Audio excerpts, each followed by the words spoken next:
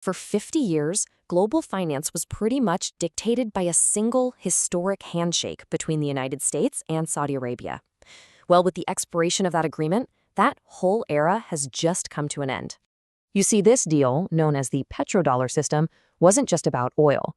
It created this brilliant lock-in that forced every single nation on Earth to use the US dollar, making it the undisputed king of the global economy.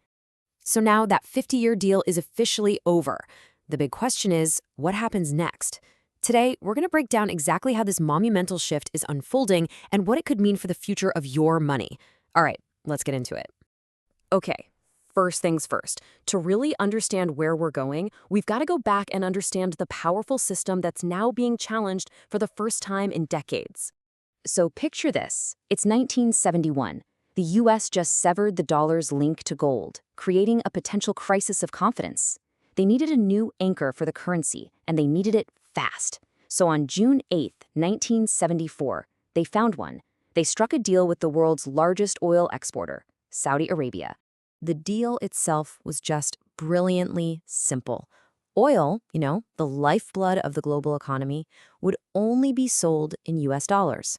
This masterstroke forced every country to buy and hold dollars just to keep their lights on, creating guaranteed permanent demand for American currency and, of course, American debt.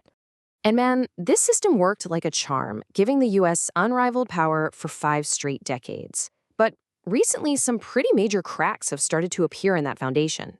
A big part of the problem has been the aggressive use of financial sanctions. I mean, when the U.S. cut Russia off from SWIFT, which is basically the global messaging system for banks, it showed the world that the dollar system wasn't just a neutral tool for trade.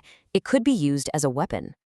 And you can see the very real results of that eroding trust right here.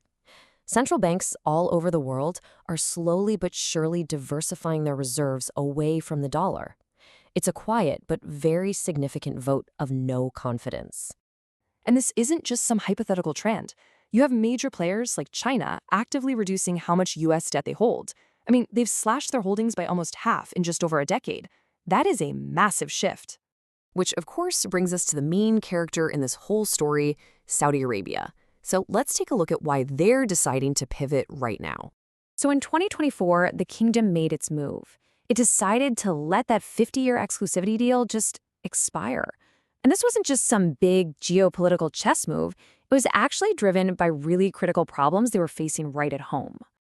First off, being almost completely dependent on oil put their economy on this insane roller coaster. One year it's booming, the next it's in a deep recession. That kind of volatility makes any kind of long-term planning basically impossible.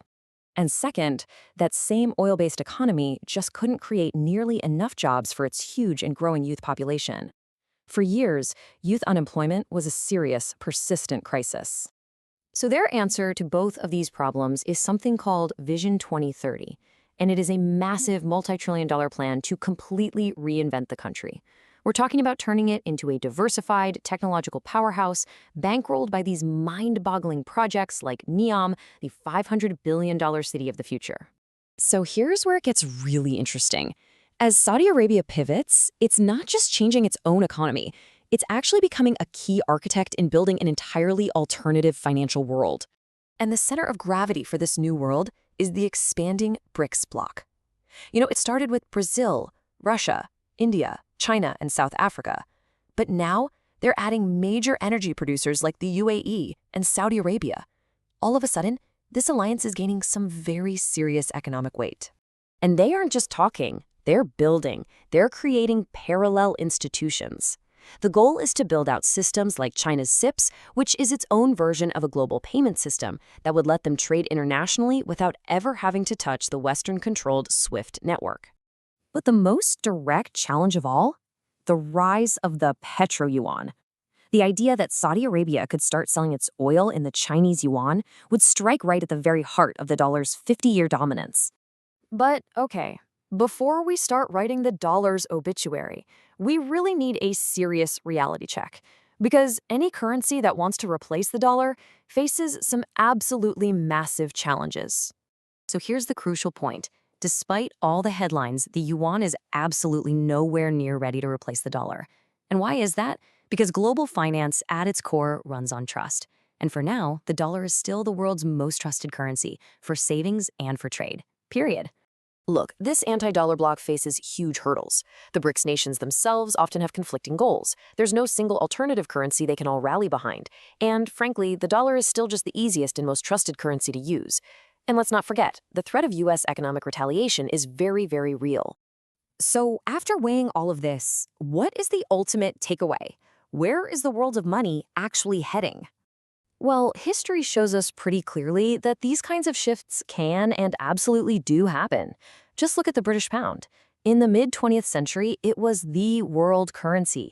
But in just a couple of decades, its dominance completely evaporated. It's a stark reminder. No currency stays on top forever. So the most likely outcome here isn't a dramatic overnight collapse of the dollar.